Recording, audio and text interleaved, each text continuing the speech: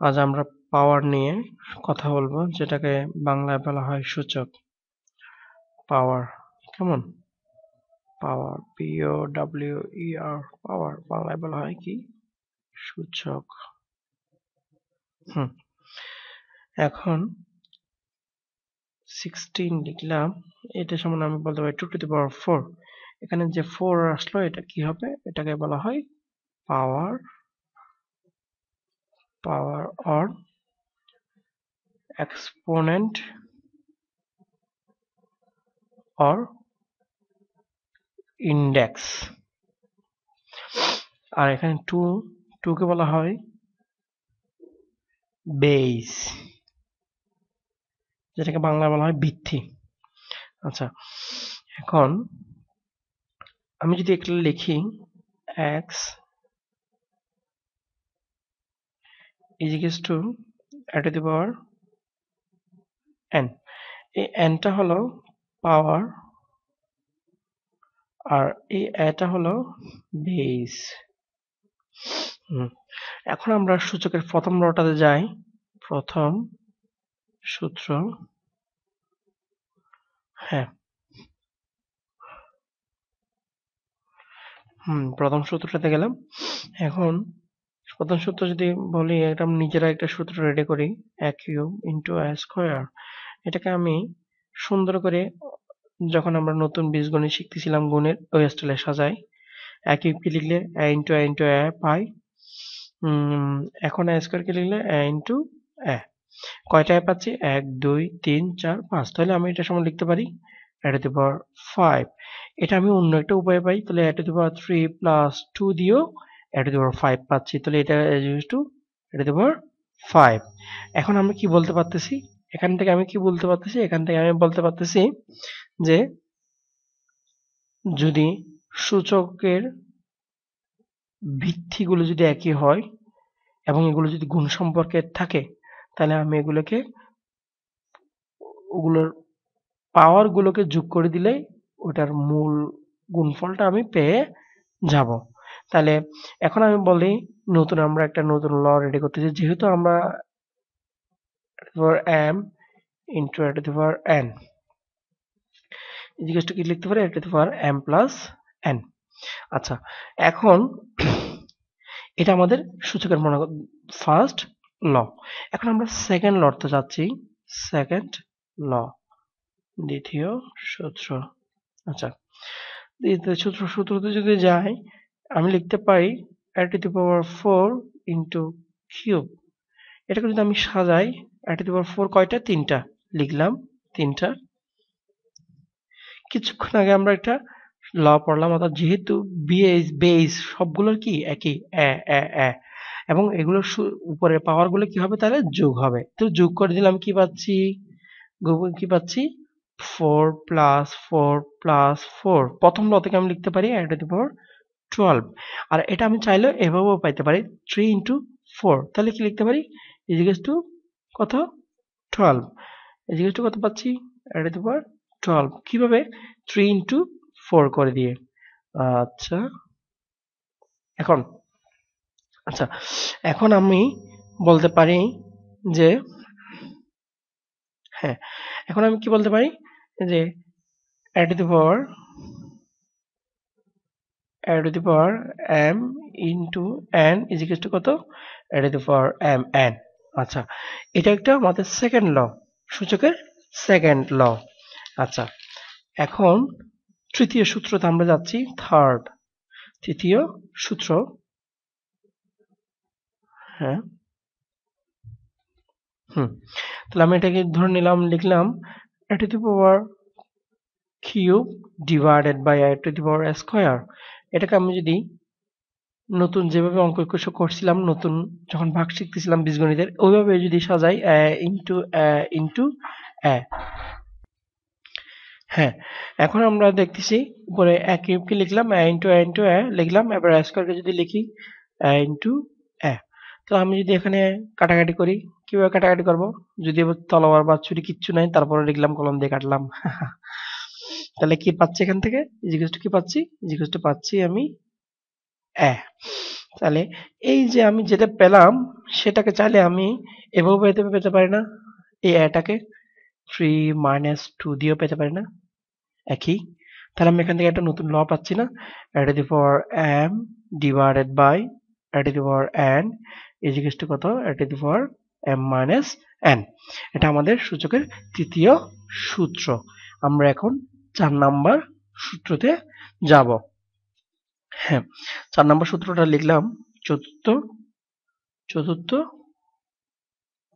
সূত্র সূত্র হ্যাঁ, a cube divided by a cube is equal to কত, 1। যেহেতু আমি জানি কিছুক্ষণ আগে করলাম 3 মাইনাস 3 ইজ ইকুয়াল টু কত, এটা দিব 0। যেটা করে পাচ্ছি 1। কেন এটা দিব 0 সমান 1 হয়েছে সেটা একটু পরে আমি দেখাচ্ছি। যদি আমি এটাকে আগের সিস্টেমে ভাগ করি তাহলে বুঝতে পারবে যে কেন এটা দিব 0 সমান আমি 1 লিখেছি।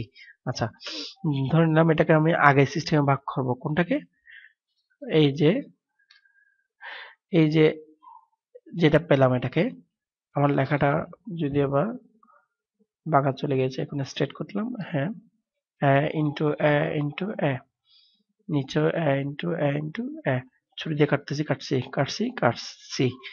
কাটছি এই কাটলাম। তাহলে উপরে নিচে কাটাকাটি করে কিছু পাচ্ছি, উপরে নিচে কাটাকাটি হলে কি হচ্ছে, 1ই পাচ্ছি, আর কিচ্ছু পাচ্ছি না। তাহলে কি, তাহলে জিরো সমান আমি লিখতে পারছি না 1। তাহলে anything to the power 0 is equal to কি বলতে পারতেছি, 1।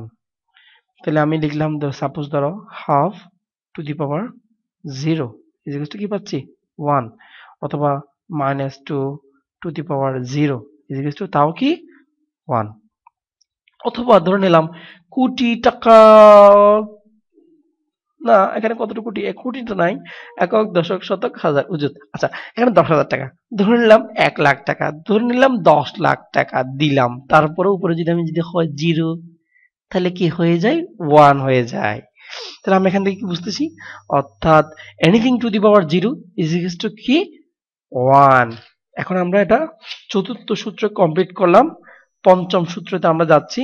পঞ্চম সূত্র, সূচকের পঞ্চম সূত্র। হ্যাঁ, তাহলে আমি ধরে নিলাম, লিখলাম, হ্যাঁ লিখলাম এক স্কয়ার ডিভাইডেড বাই এক কিউব। এটাকে যদি আমি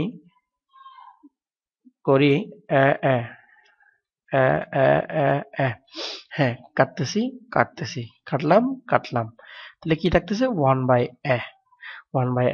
এটাকে আমি যদি ওই যে সূচকের সূত্রের মধ্যে কয় নাম্বার সূত্র, 3 নাম্বার সূত্র অনুযায়ী যদি আমি সলভ করি তাহলে কি পাচ্ছি, দেখি এইভাবে সলভ করি তো, 2 মাইনাস 3 ইকুয়াল টু কত, -1। তাহলে এট দি পাওয়ার মাইনাস সামথিং, তাহলে কি হচ্ছে, মাইনাস সামথিং মানে 1/1 মাইনাস আসা মানে কি ইনভার্স মানে কি 1/, কেন আসলো তা বুঝে নিলাম। তাহলে আমি কি লিখতে পারি, এট দি পাওয়ার -1 ইজ ইকুয়াল টু কত, 1/a। এটা আমাদের কি পঞ্চম সূত্র, যেটাকে আমি যদি গাণিতিক ভাষা দিয়ে সুন্দর করে প্রকাশ করি তাহলে কি পাচ্ছি, গাণিতিক ভাষা দিয়ে যদি আমি সুন্দর করে এটাকে যদি প্রকাশ করি, লিখে নিলাম এট দি power -m is equal to কি হলে কি লিখতে পারি, 1/a two the power m। এটা আমাদের পঞ্চম সূত্র, সূচকের পঞ্চম সূত্র আমরা কমপ্লিট করলাম। এখন আমরা সূচকের 6 নাম্বার ষষ্ঠ সূত্রতে যাব। ষষ্ঠ সূত্রতে যাব, ষষ্ঠ সূত্র কেমন, আচ্ছা তো কি লিখতেছি, ষষ্ঠ সূত্র যদি আমি লিখতেছি এট দি পাওয়ার 3/4, এটা সমান আমি লিখতে পারি না, এট দি পাওয়ার 1/4 হোল টু দি পাওয়ার 3। কিভাবে লিখলাম, এট দি power m into n is equal to কত, এট দি পাওয়ার mn। এটা আমরা কোথেকে লিখলাম যে ওই যে সূচকের সেকেন্ড লটা থেকে, মনে পড়ে তোমাদের, হ্যাঁ মনে পড়ছে অবশ্যই। আচ্ছা, এখন চাইলে আমি এভাবে লিখতে পারি, অথবা এখন এই স্টাইলে আমি যদি একটা করি, সলভ করি, একটা অঙ্ক সলভ করি, তাহলে আমরা কেমন কেমন হয়, 16 হোল টু দি পাওয়ার 3/4। এই অঙ্কটা যদি আমরা সলভ করতে যাই তাহলে কি পাচ্ছি দেখি। এখন আমরা এই অঙ্কটা যদি সলভ করি ঠিক এই স্টাইলে, তাহলে আমরা কি লিখতে পারি, 16 1/4 হোল টু দি পাওয়ার 3। তাহলে 16 1/4 মানে কি বোঝাচ্ছে, অর্থাৎ এমন একটা সংখ্যা বের করো যাকে ওই সংখ্যা দ্বারা 4 বার গুণ করলে 16 পাবো। এমন একটা সংখ্যা বের করো যাকে ওই সংখ্যা দ্বারা 4 বার গুণ করলে 16 পাবো। সংখ্যাটা কোনটা? নিশ্চয়ই 2। দেখো তো 2 কেন হলো? 2 কিউব লিখলাম, কেন 2 হলো দেখো, তাহলে 2 into 2 into 2 into 2 is equal to কত লিখতে পারি? লিখতে পারি 16, যেহেতু 2 দুগুণ 4, 4 দুগুণ 8, 8 দুগুণ 16। ঠিক আছে, তাহলে আমার কথাটা ঠিক আছে, এটা একটা ম্যাথমেটিক্যাল ল্যাঙ্গুয়েজ। 16 টু দি পাওয়ার 1/4, এটাকে হয়তো আমাদের অনেক ছোট থাকতে আমরা অঙ্ক করছিলাম এভাবে নয়, 2 টু দি পাওয়ার 4 দিয়ে 16 টু দি পাওয়ার এভাবে আমরা অঙ্ক সলভ করছিলাম। এটা যে কথা এটা একই কথা অবশ্যই। তবে হ্যাঁ, এখানে একটা কথা হচ্ছে যে এটা আমি যদি ল্যাঙ্গুয়েজটাকে যদি বুঝে নিই তাহলে আমাকে এত প্যাচ দিয়ে করতে হচ্ছে না, আমাকে বুঝতে হবে যে বলতেছে যে এমন একটা সংখ্যা বের করো যাকে ওই সংখ্যা দ্বারা 4 বার গুণ করলে 16 পাবো। তাহলে আমি পেয়ে গেছি 2। হ্যাঁ, তো 2 কিউব সমান বলতে পারি 8। ঠিক আছে। আচ্ছা, তাহলে আমি একইভাবে যদি আমি আরো একটা অঙ্ক দিই, সলভ করতে দিই, আপনারা কি পারবেন? অবশ্যই পারবেন। দেখি আমি সেই অঙ্কটা সলভ করতে দিই। 8 টু দি পাওয়ার 2/3, এটাকে যদি আমি সলভ করতে দিই কি হয়, তাহলে কি হয়, হয় কি আমি ওই যে ওই স্টাইলে বের করে ফেলি, 8 to the power 1/3 whole to the power square. তাহলে আমি কি লিখতে পারি, এমন একটা সংখ্যা বের করো যাকে ওই সংখ্যা দ্বারা 3 বার গুণ করলে 8 পাবো, তাও কি 2 স্কয়ার ইজ ইকুয়াল টু 4। দেখছেন আমরা দুইটা সলভ করেছি, পারবো ইনশাআল্লাহ। ঠিক আছে, এখন তাহলে আমি এখান থেকে কি বলতে পারতেছি, এখান থেকে বলতে পারতেছি যে হ্যাঁ, আচ্ছা এই অঙ্কটাকে যদি আমরা এভাবে করতে পারি, এভাবে করলে কি কোনো সমস্যা হয় দেখি তো। 8 স্কয়ার 1/3, তাহলে কি 8 স্কয়ার মানে কি 64। 64 এমন আমি এখানে লিখতে পারি না, 64 হোল টু দি পাওয়ার 1/3। তাহলে 1/3 এমন একটা সংখ্যা বের করো যাকে ওই সংখ্যা দ্বারা 3 বার গুণ করলে 8 পাবো, সরি 64 পাবো। তাহলে এটার সংখ্যাটা কি 8 বলতেছে না, সরি 8 কে 3 বার গুণ করলে 64 পাবো না, 4 কে 3 বার গুণ করলে 64 পাবো। কিভাবে? 4 4 4 ইকুয়াল টু কত? 64। 4 4 16, 4 16 64। ইয়েস 4। তাহলে আমি এই 4টা কিভাবে পেয়েছি? এভাবে পেলাম, এভাবে পেলাম। তাহলে আমি কি বলতে পারি এখান থেকে, এখান থেকে আমি একটা সূত্রে চলে যেতে পারি, p by q equal to কত? অ্যাড to the power p whole to the power 1/q equal to লিখতে পারি root over q to the power p। ঠিক আছে, একইভাবে আমি এটা বলতে পারি না, এটা দেবো 1/q whole to the power p equal to কত? p ইকুয়াল টু কি লিখতে পারি, root over Q A whole to the power p। ঠিক আছে, যে লাউ সে কদুর মতো অনেকটা। আচ্ছা, এখন আমরা এক্সাম্পল দেব, কিছু এক্সাম্পল গুলো করলে হয়তো আমাদের এই কাজটা অনেক সলভ হয়ে যাবে। দেখি আমরা কয়টা এক্সাম্পল কমপ্লিট করি, কেমন? আচ্ছা ঠিক আছে, আমরা এখন ফার্স্ট এক্সাম্পলটাতে যাচ্ছি। ফার্স্ট এক্সাম্পলটা হচ্ছে হ্যাঁ, add to the power minus 1/3 into 2 to the power 2 into add to the power minus 1/2। এই এক্সাম্পলটা যদি আমি কমপ্লিট করি তাহলে দেখি কি হয়। 2 যেটা গুণ সম্পর্কে সামনে নিয়ে আসলাম, যেহেতু এটার বেস একই এটার বেস একই, পাওয়ার গুলো কি হয়ে যাবে? যোগ হয়ে যাবে। কিভাবে বুঝলাম? এটা হচ্ছে বুঝছি আমরা থেকে, সূচকের ফার্স্ট ল থেকে, কেমন? এখন আমি এটাকে যদি পাওয়ার গুলো যোগ করে ফেলি, এর পাওয়ার মাইনাস 1/3 প্লাস মাইনাস 1/2, ঠিক আছে 2, তাহলে কি হচ্ছে মাইনাস 1/3 না? হ্যাঁ, তাহলে কি মাইনাস 1/3 মাইনাস হাফ। ঠিক আছে, এখন আমি এটাকে কি করি, লসাগু নিলে কি হচ্ছে 6, লসাগু কি পাচ্ছি 6 পেলাম। এখন 6 লসাগু নিলে কত -2, এটা কি পাচ্ছি -3। এখন আমি লিখতে পারি এখান থেকে কি লিখতে পারি, 2 ইন্টু এটা দিব কত,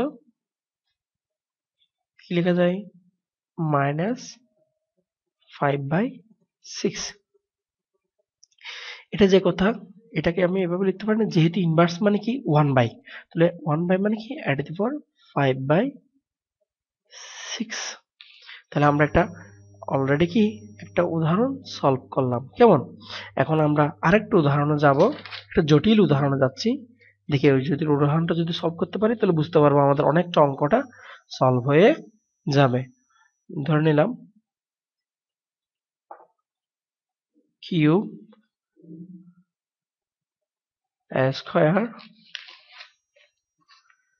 স্কয়ার ইন্টু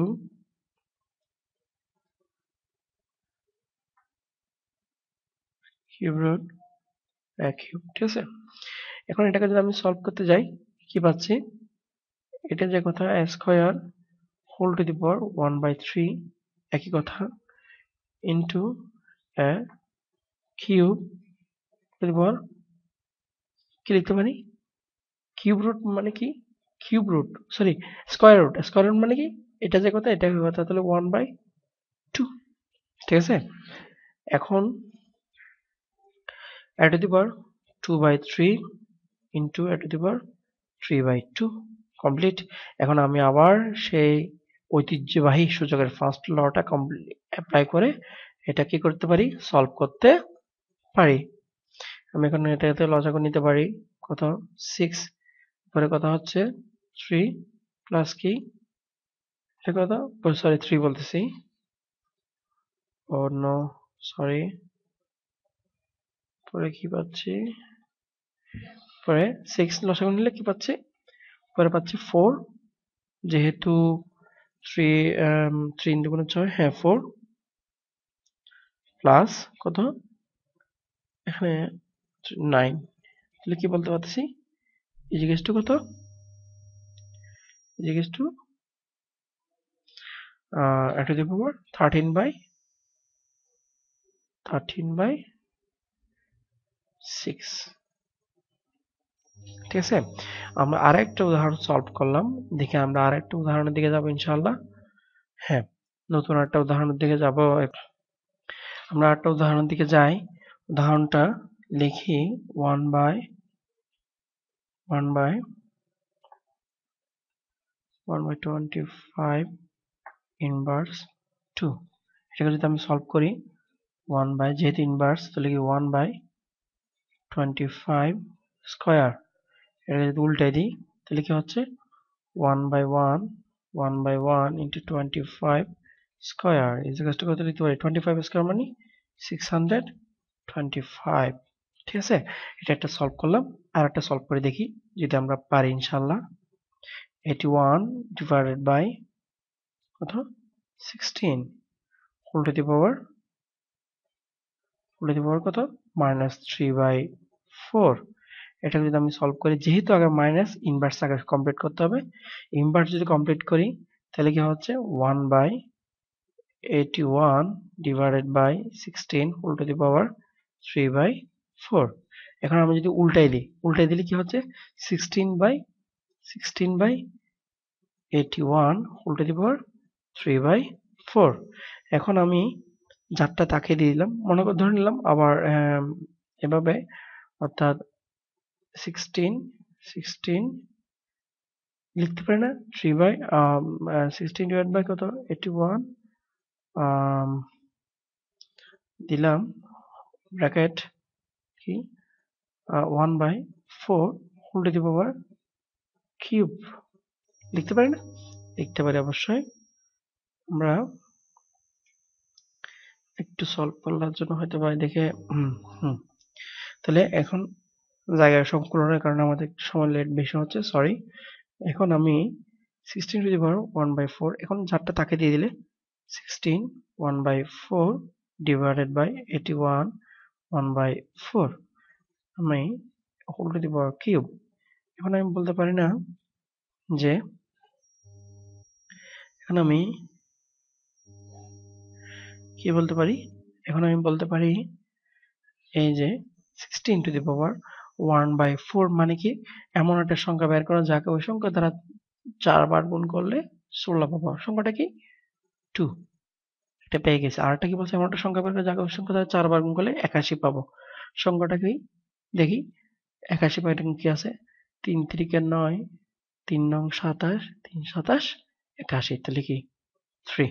3 কে যদি 4 বার 3 কে 4 বার গুণ করলে 3 দ্বারা, তাহলে কি পাচ্ছি আমরা, এই যে 81 পাচ্ছি। তাহলে এটা সমান লিখতে পারি না?